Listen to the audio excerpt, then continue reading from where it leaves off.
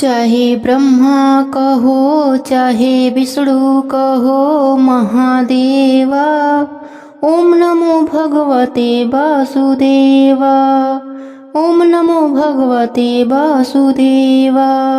नमस्कार दोस्तों, आज मैं आपको एकादशी व्रत में सुनी जाने वाली तुलसी माता की कहानी सुनाने जा रही हूँ। प्रेम से बोलिए तुलसी माता की जय हो, विष्णु भगवान की जय हो। एक समय की बात है, एक गांव में एक पति पत्नी रहते थे। उनके 2 बेटे और एक बेटी थी। बड़ा होने पर दोनों बेटों का विवाह हो गया। बड़ी वाली बहू बहुत घमंडी थी और अपने में ही मग्न रहती थी।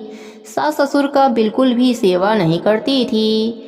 छोटी वाली बहू बहुत ही शांत स्वभाव की थी। सास ससुर का हमेशा सेवा करती थी। साथ ही सुबह उठती, तुलसी सींचती और दीपक जलाती थी। उसका पति कुछ भी नहीं कमाता था। बड़ा वाला बेटा कमाता था और उसी के पैसों से घर का खर्चा चलता था। एक बार बड़ी बहू ने सोचा, ससुर जी भी बूढ़े हो गए हैं, देवर भी कुछ नहीं कमाता, मेरे पति ही अकेले कमाते हैं और पूरे घर का खर्चा चलाते हैं, तो मैं ऐसा क्यों करूं? मैं भी अपने पति की कमाई खर्च नहीं करने दूंगी। बड़ी बहू अपने सास ससुर से कहने लगी, मैं अलग रहना चाहती हूँ। देवर जी भी नहीं कमाते और आप भी बूढ़े हो गए हैं। मेरे पति की कमाई से ही पूरे घर का खर्चा चलता है, इसलिए मैं अलग रहना चाहती हूँ।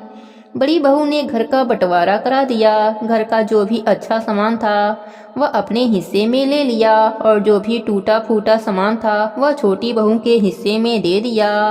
सास ससुर और ननद को भी छोटी बहू के हिस्से में दे दिया। पक्के मकान का अच्छा वाला हिस्सा ले लिया और टूटा फूटा हिस्सा छोटी बहू को दे दिया। छोटी बहू बोली, मैं आपके बंटवारे से सहमत हूँ, बस एक काम और कर दीजिए। आपके हिस्से में जो तुलसी का पौधा है या तो मुझे दे दीजिए, नहीं तो मुझे वहाँ रोजाना आकर पूजा करने की अनुमति दे दीजिए। बड़ी बहू झिलमिलाती हुई गई और तुलसी का पौधा उखाड़ कर ले आई और छोटी बहू के हाथ में देती हुई बोली, यह ले, तुलसी का पौधा भी ले ले। वैसे भी मुझे फुर्सत कहाँ है पूजा पाठ करने की। ऐसा करने पर लक्ष्मी माता छोटी बहू के पीछे पीछे उसके साथ चली गईं। बड़ी बहू के घर से लक्ष्मी माता चली गईं और छोटी बहू के घर पर लक्ष्मी माता का वास हो गया, क्योंकि लक्ष्मी माता तो तुलसा के पौधे में ही विद्यमान रहती हैं। अतः तुलसी का पौधा छोटी बहू के पास आ गया था। धीरे धीरे बड़ी बहू के घर में परेशानियां होने लगीं। उसके पति की नौकरी भी चली गई, लेकिन छोटी बहू के पति को अचानक ही एक नौकरी मिल गई। वह बहुत ही मन से राजा के वहां काम करने लगा। उससे प्रसन्न होकर राजा ने उसे रहने के लिए मकान और खेती करने के लिए 100 बीघा जमीन दे दिया। रात दूना दिन चौगुना तरक्की करने लगा और जेठानी के यहाँ कंगाली होने लगी। उसके पति की नौकरी भी चली गई और वह बीमार रहने लगा। हाल यह हुआ कि बड़ी बहू को दूसरे के वहां काम करके अपना गुजारा करना पड़ता था और छोटी बहू ठाठ से रहने लगी।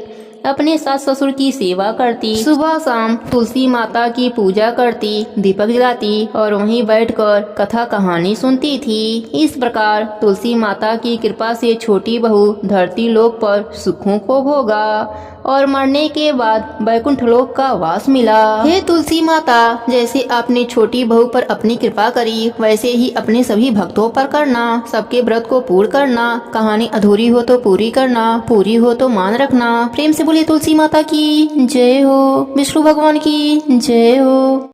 एक समय की बात है, एक गांव में एक भाई बहन रहते थे। बहन बाल विधवा थी।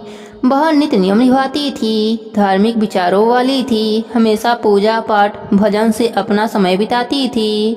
नित्य नियम से तुलसी सींचती और तुलसी माता की कहानी सुना करती थी। इस बात से भाई की पत्नी को बहुत गुस्सा आता। एक दिन उसने तुलसी माता का पौधा उखाड़कर घर के बाहर फेंक दिया और ताने मारने लगी।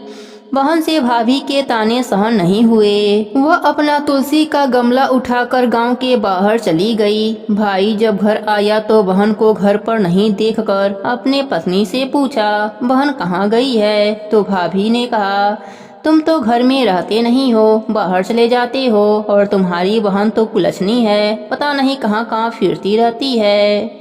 भाई को बड़ा क्रोध आया। सुबह से शाम हो गई और बहन का पता नहीं चला। इधर बहन जंगल में जा रही थी, उसे कुछ भी नजर नहीं आ रहा था। वह एक पेड़ की छाया में बैठ गई और वहाँ बैठी बैठी रोने लगी। हे तुलसी माता, मैंने कभी भी कोई अधर्म का काम नहीं किया, आप ही साक्षी हो, आप मेरी रक्षा करना। तुलसी माता एक बुढ़िया का रूप धर के आई और उस लड़की से बोली, बेटी तुम यहाँ क्या कर रही हो? तो उसने सारी बात बताई। वह कहने लगी, नित नियम निभाए बिना मैं नहीं रह सकती। तब बुढ़िया माई माया से एक धर्म नगरी बनाई, जिनका नाम धर्म नगरी रखा। अब जगह जगह उस नगरी की चर्चा होने लगी कि वहाँ एक बहुत ही धर्म की स्त्री रहती है। और इधर बहन के जाते ही भाई भाभी पर दुखों का पहाड़ टूट पड़ा। वह घर घर भिक्षा मांगने लगे। एक दिन उन्हें पता चला कि धर्म नगरी में एक बहुत ही धार्मिक महिला रहती है। वह बहुत दान पुण्य करती है, गरीबों की मदद करती है। तो वह दोनों भी उस नगरी में गए। जब नगर में गए और उस स्त्री की बड़ाई सुनी तो उसकी भाभी को याद आया कि मेरी ननद भी ऐसे ही पूजा पाठ नित नियम निभाती थी, परंतु मैंने ही उसे घर से बाहर निकाल दिया। एक दिन दोनों भिक्षा लेने के लिए बहन के द्वार पर पहुँचे तो बहन तो देखते ही पहचान गई, परंतु भाभी अपने ननद को नहीं पहचान पाई, क्योंकि वह तो पूरे ठाट बाट से रहती थी।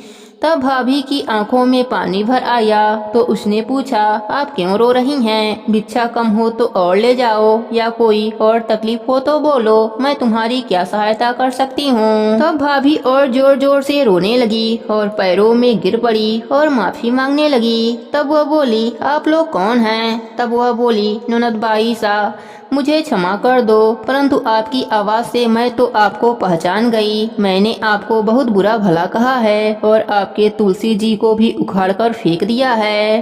अब भाई को सारी बात पता चल गया कि यह हमारी दशा क्यों हो गई। वह अपने पत्नी को डंडा से मारने लगा। तब बहन बोली, इनसे गलती हो गई है, इन्हें क्षमा कर दो। मेरी तो तुलसी माता ने बहुत रक्षा करी है, यह सब उन्हीं का दिया हुआ है। तब उसने तुलसी माता से प्रार्थना करी, हे माता, जो मेरे भाग्य में हो वह मुझे दे दीजिए और अपनी माया नगरी समेट लीजिए। तुलसी माता प्रसन्न हुई, उसे खूब अन्न धन दिया और अपनी माया नगरी को समेट लिया। अब भाई अपने बहन को लेकर अपने घर आ गया। अब उसका घर अन्न धन से भर गया और सब खुशी खुशी से साथ में रहने लगे। अब ननद और भाभी मिलकर तुलसी सींचते और तुलसी माता की कथा कहानी कहते और सुनते थे। तुलसी माता की कृपा से उनको यह लोक पर सुखों की प्राप्ति हुई और मरने के बाद स्वर्ग लोक का सुख मिला। हे तुलसी माता, जैसे आपने ननद भाभी पर अपनी कृपा करी, वैसे ही अपने सभी भक्तों पर अपनी कृपा बनाए रखना। कहानी अधूरी हो तो पूरी करना, पूरी हो तो मान रखना। प्रेम से बोली तुलसी माता की जय हो, विष्णु भगवान की जय हो।